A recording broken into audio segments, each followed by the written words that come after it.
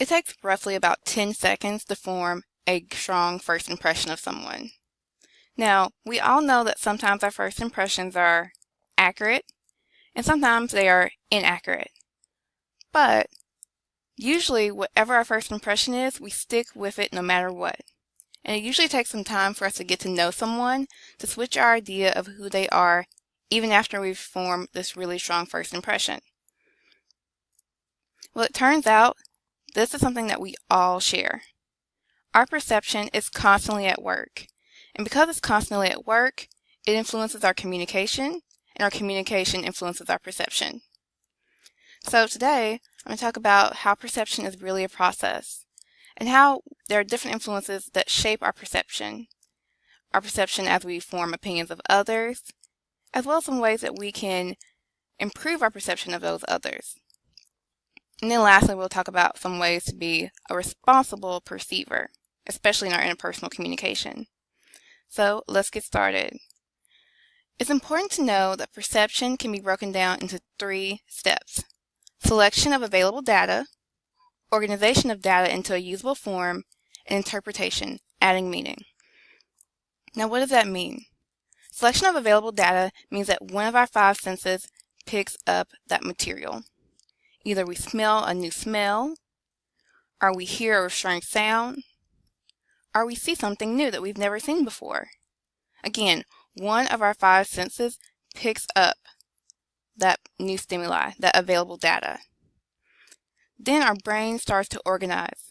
Based on what we know before, we try to process, what could that said thing be? I'm smelling something. I smelled that before. And that leads us to interpretation. Maybe that smell is cookies, because I smelled cookies before. Now, sometimes this is not that simple of a process. Other times it can be quite confusing because we're maybe seeing new data for the very first time, and we don't have anything to help us process what that could be related to. And even still, our interpretations could be wrong or influenced by several other factors. So what do you see here?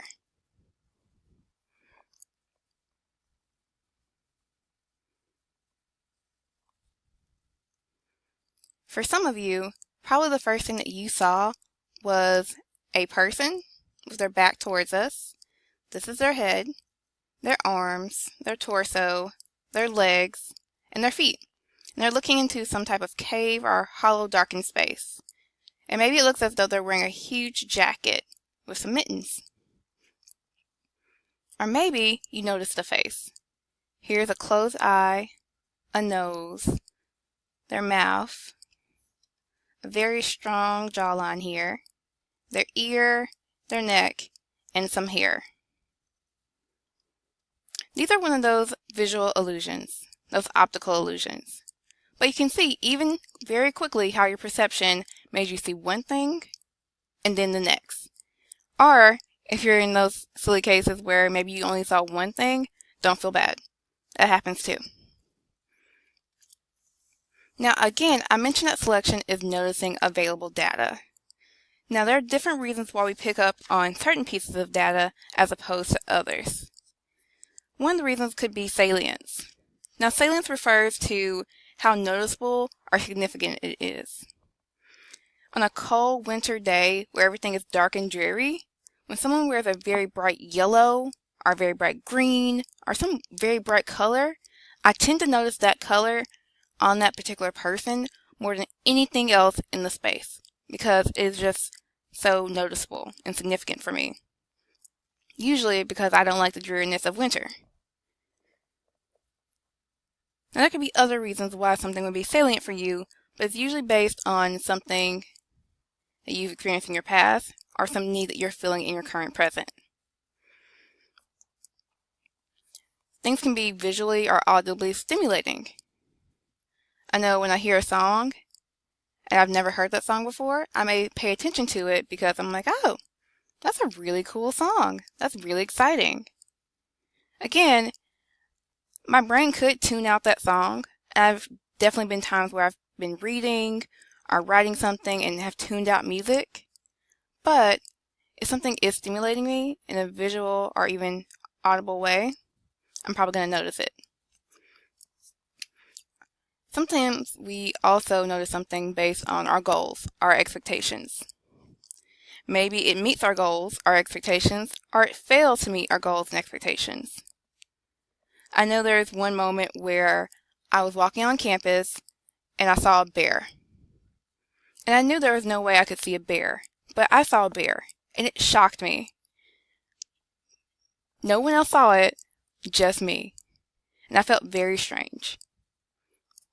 Now keep in mind, what actually happened was that there was a friend of mine and her boyfriend had dressed up in a bear costume, and I just happened to be the only one to see him that day in the bear costume. But again, you can see how it deviated from my expectation. Why the bear on campus? We also organize based on different factors as well. Sometimes punctuation is how we organize something. Your book points out that if you were listening to your music, joining in just a fun game, maybe on your phone, and then your roommate comes over and starts yelling at you, that would be what you punctuated of the entire experience. But what your roommate may punctuate is the fact that your phone was ringing and they got upset because they were studying. So there are certain things that we put forward first because it directly impacts us differently than maybe somebody else. So if we punctuate, we point out something in particular. Now there can definitely be disagreements in punctuation. So those moments where you think something's important and someone else thinks it's unimportant. And lastly, we have interpretation. Now our schemata, i.e. the ways that we think about things, the different concepts and theories that we have on how the world should be, will shape our interpretations. There can be attributions that shape our perception. So, for example, my Aunt Darlene tends to run late. Now, I attribute her lateness to the fact that she is always super busy and not really good with time management. So, our attribution are really the why someone did X, Y, Z. Be aware, though, that we can encounter fundamental attribution error. This is when we think that one particular aspect, one particular characteristic, has affected why this person has done all that they do. So, for example, if I said, my Aunt Darlene is always late because she thinks that she's more important than everybody else and she doesn't really care about the rest of the family, that could be a fundamental attribution error. I'm making this one characteristic, her being late, an explanation of who she is as a person. You can see why that would be an error in judgment.